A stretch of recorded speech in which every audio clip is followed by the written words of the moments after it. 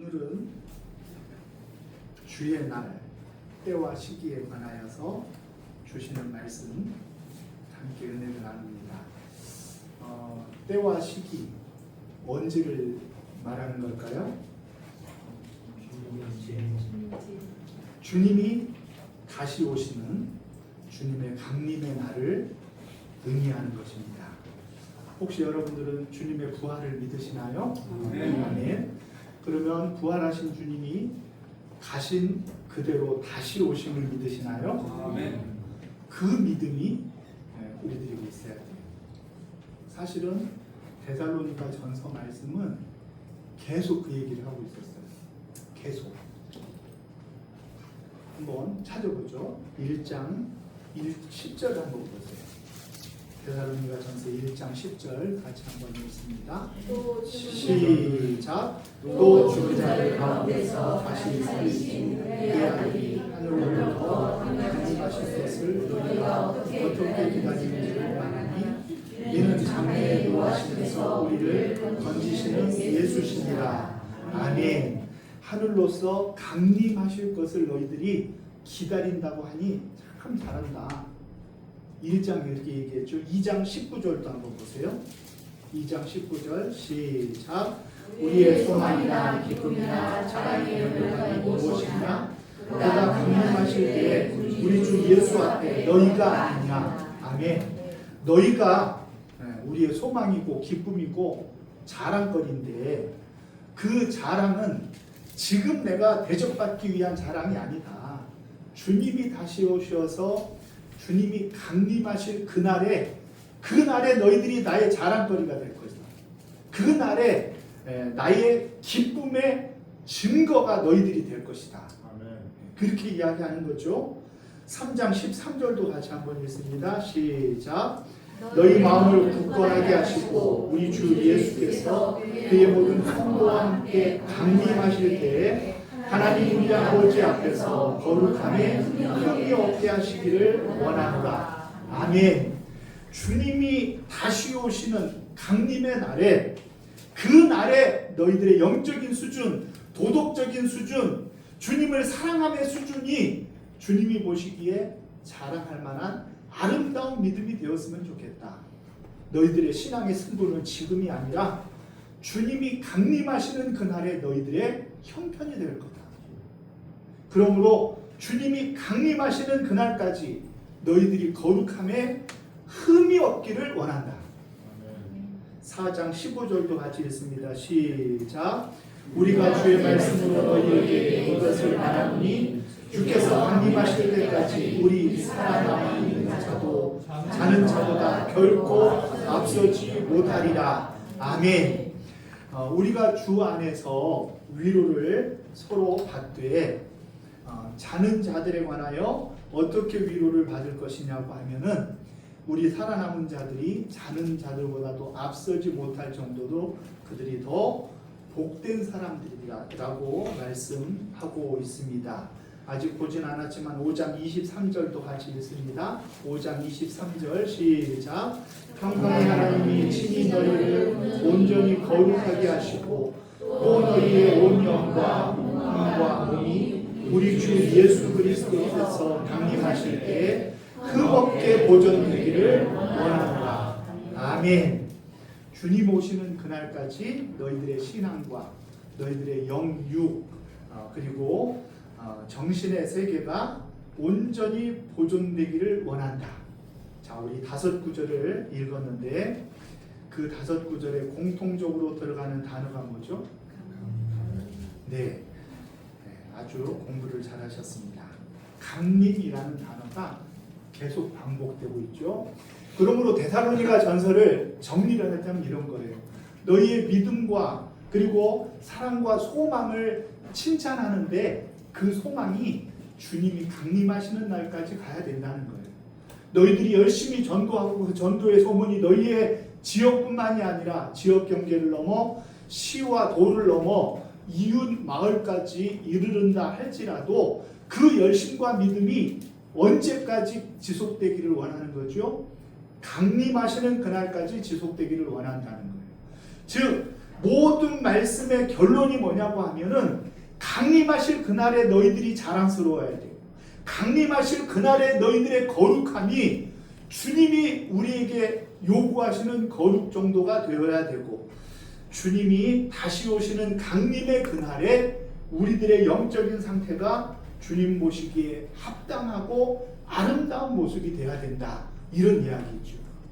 즉 우리의 신앙을 자꾸 옆에 사람하고 비교한다든지 옆에 교회랑 비교하려고 하지 말고, 우리의 신앙을 어디에 우리의 수준을 두고 신앙생활을 해야 되느냐?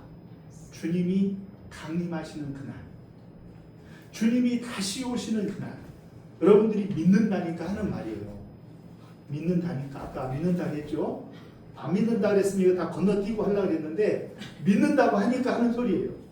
강림하시는 그날에 여러분들의 신앙의 수준이 하나님 보시기에 합당한 신앙이 되어지시기를 주의 이름으로 축원합니다.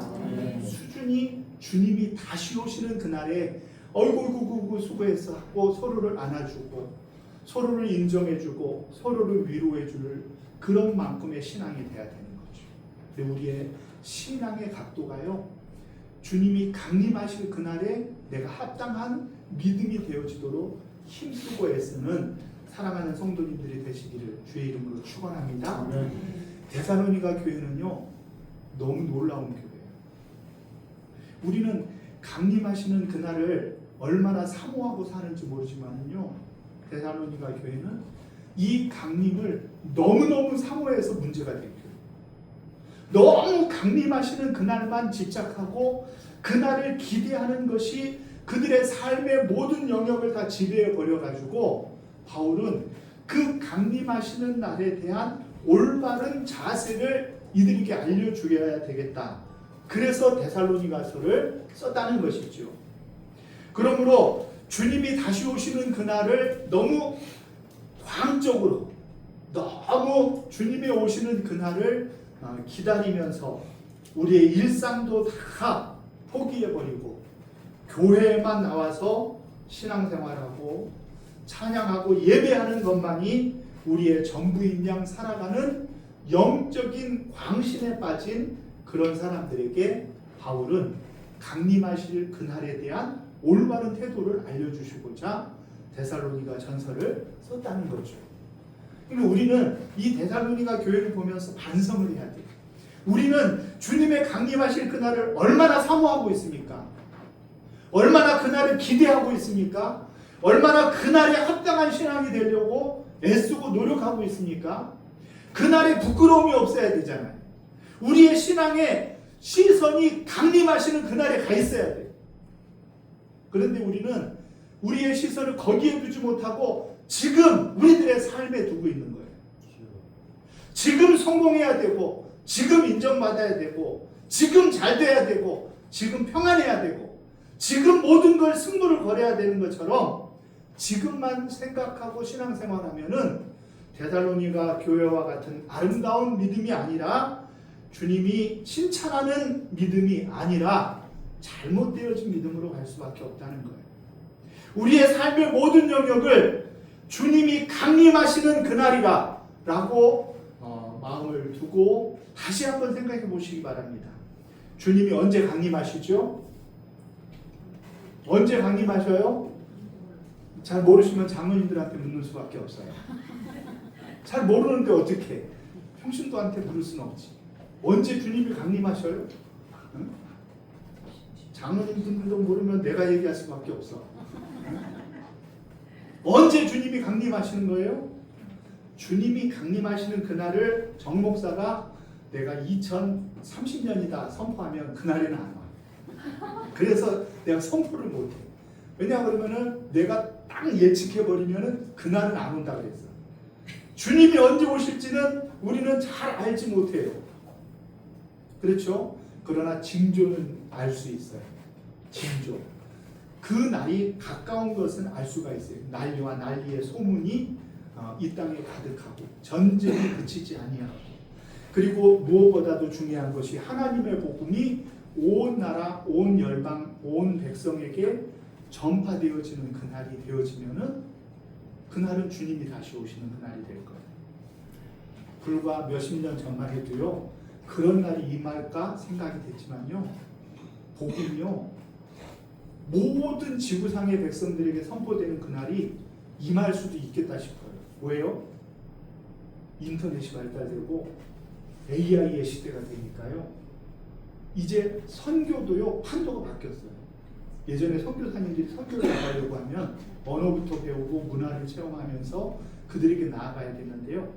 이제는 한국말로 설교를 해도 얼마든지 현지인들이 자기들의 언어로 금방 변환이 되고요. 그들의 언어로 성경을 만들어주고 싶으면요. 저와 여러분들은 죽었다 깨어나도 안 되는 것은 AI는 금방 만들어내요. 그래서 모든 열방, 모든 족속에게 주의 복음이 전파되는 날이 멀지 않은 것 같아요. 겁주는 거 아니에요? 멀지 않은 것 같아요. 멀지 않은 것 같아요.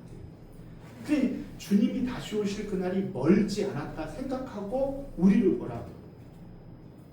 그런 각도에서 우리의 삶을 들여다보면은 사실은 오실 것은 인정하고 싶지 않지만 인정하지만 그러나 주님이 오신다고 하면은 그래도 내가 평안히 간 다음에 오셨으면 좋겠다. 이런 식으로 생각하는 얼추 없는 신앙생활을 우리들이 해서는 곤란하다는 거죠. 그래서 어떻게 우리의 신앙이 돼야 되냐 하면은 내일 주님이 곧 강림하셔도 주님 잠깐만 기다리세요. 내가 가스불을 안 껐네요. 이렇게 하지 않고 주님 잘 오셨어요. 주님 얼마나 사모했는지 몰라요. 주님 기다렸어요. 주님 오신 너무 좋아요. 이렇게 해야 되는데 주님이 진짜 오시면 깜짝 놀래가지고 주님 오신 거예요? 진짜? 이렇게 깜짝 놀래면 곤란하다는 거예요. 그 깜짝 놀랬다는 것에 우리는 다 의미를 알잖아요. 깜짝 놀라지 않으려면 어떻게 해야 돼요? 항상 주님의 재림을 사모하며 기다리며 그 날을 대비하며 신앙생활을 해야 됩니다. 즉 우리의 신앙의 모든 영역이 주님이 내일 곧 오신다 할지라도 내가 주님 후회 없이 주님을 섬겼어요. 최선을 다했어요. 주님이 기뻐하시는 믿음을 위하여서 나는 할 바를 최선을 다해서 했습니다. 라는 그런 마음으로 주님을 영접할 수 있기를 주의 이름으로 축원합니다. 우리의 신앙의 척도는 지금이 아니라 주님이 다시 오시는 그날에 그때 우리의 모습이 주님 앞에 얼마나 아름다울 수 있는가, 그것이 우리의 신앙의 척도가 되어지시기를 주의 이름으로 축원합니다. 그날을 우리는 주의 날이라고 이야기해요. 2절 같이 한번 읽습니다. 시작. 주의 날이 밤에 도둑같이 이를 줄 너희 자신이 자세히 알기 때문이라. 아멘. 도둑같이 그날이 임한다는 거예요. 도둑이 임하는 거 어때요? 도둑 한번 당해봤어요? 안 당해봤으면 말을 하지 마세요. 도둑을 한번 당해봤는데 아주 하나도 비범하지 않은 평범한 날에 갑자기 집에 돌아보니까 그냥 다 엎어놓고 다 가져갈 거 가져갔어요. 잘못 들어왔지. 가져갈 것도 없는 집에.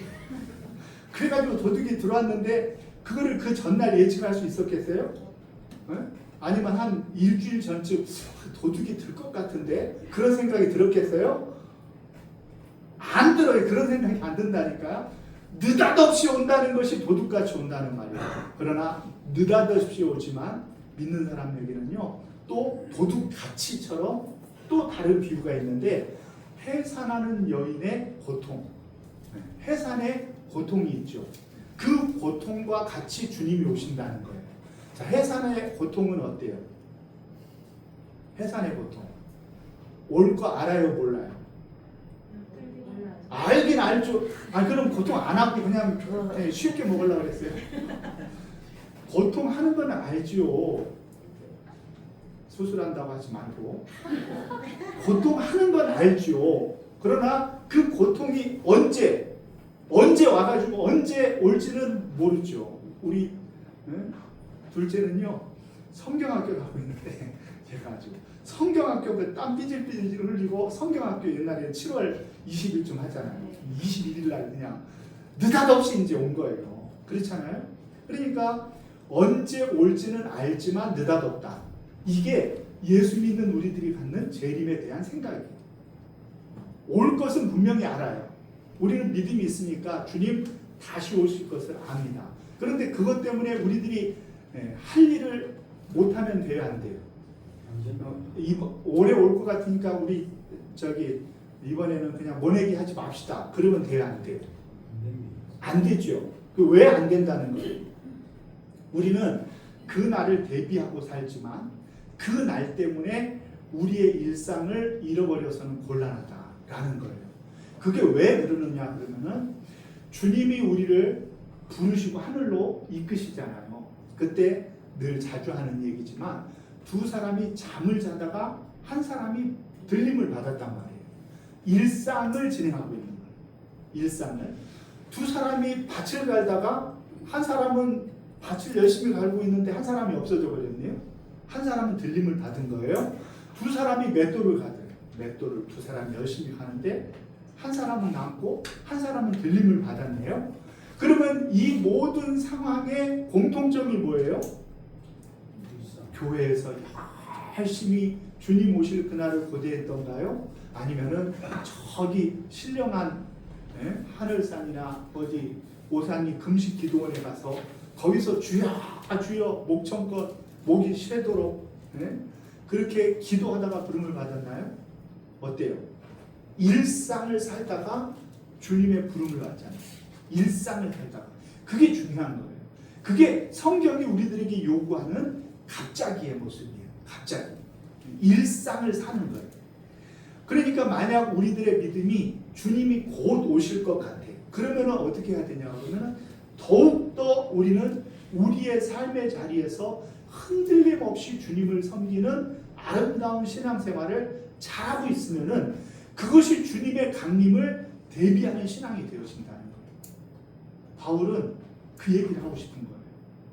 우리처럼 정말 주님이 강림하실지 안 하실지 이 사람들의 삶을 봐가지고는 전혀 모르겠네. 이래서 강림의 이야기를 하는 것이 아니라 이 사람들은 너무 강림에 집착을 하여서 주님이 강림하신다는 그것 때문에 그들은 자기의 할 일들을 다 놔버리고 교회에만 모여서 주님의 일상을 잃어버린 그들을 향하여서 그들이 어떻게 삶을 사는 것이 저들이 주님의 강림을 예비하는 신앙인가를 알려주시기 위하여 이 편지를 썼다는 거죠. 상황은 다르지만 똑같은 교훈이 우리들에게 있어야 돼요. 주님의 강림은 분명히 있습니다. 해산의 날은 고통은 분명히 올 거예요. 그렇죠? 올 거예요. 그 날이 언제인지는 굳이 그렇게 관심을 가질 필요 없어요. 저한테 와도 물어봐도 안 돼요. 장로님들도 안 가르쳐 주실 거예요. 가르쳐 주시면 안 돼요. 가르쳐 주면 잘못된 신앙이 돼요. 담이 성교회가 돼요. 네? 그러니 우리는 어떻게 해야 됩니까? 주님이 오실 그날을 대비하지만 우리의 일상을 잘 살아내는 것이 주님의 강림을 예비하고 아름답게 살아내는 우리의 신앙이 되어질 줄로 믿습니다. 왜 그러느냐 그러면 그날을 주의 날이라고 그러기 때문에 그래요. 주님의 날. 주님의 날이 임하면 모든 게 끝날 거예요. 나는 주님의 종이요. 여러분들은 주의 성도들이죠. 그렇죠? 주님의 자녀들이고 주님의 성도들이에요. 우리는 다 주님의 이름으로 불리워요. 우리를 모아놓으면 우리가 교회예요. 우리가 교회요. 우리가 소망입니다. 얼마나 성가대가 간절하면 끝이 막 간절하더라고요. 저는 그렇게 들었는데 여러분들은 어떻게 들었어요? 우리가 교회 이 땅의 소망이라고 얘기하는데요. 감동이 있더라고요. 끝이 명확하게 할 수가 없어요. 막 간절하게 거기에 담겨 있잖아요. 왜 그래요? 왜 그러냐? 우리가 주의 교회이기 때문에 그런 거예요. 주의 교회이기 때문에. 주의 성도요, 주의 교회요. 우리는 주의 날을 기다리면서 사는 사람들이기 때문에 주님이 강림하실 때 우리들의 모습이 중요한 것이지 우리들의 지금의 모습이 그것이 무엇이 중요하냐는 거예요. 주님이요 강림하실 그날에 우리를 바라보면서 우리를 굳이 더 안아주시고 잘했다 칭찬해 주시는 그런 믿음이 되어진다고 하면 얼마나 감격스럽겠어요. 감격스럽겠죠? 얼마나 감격스럽겠어요.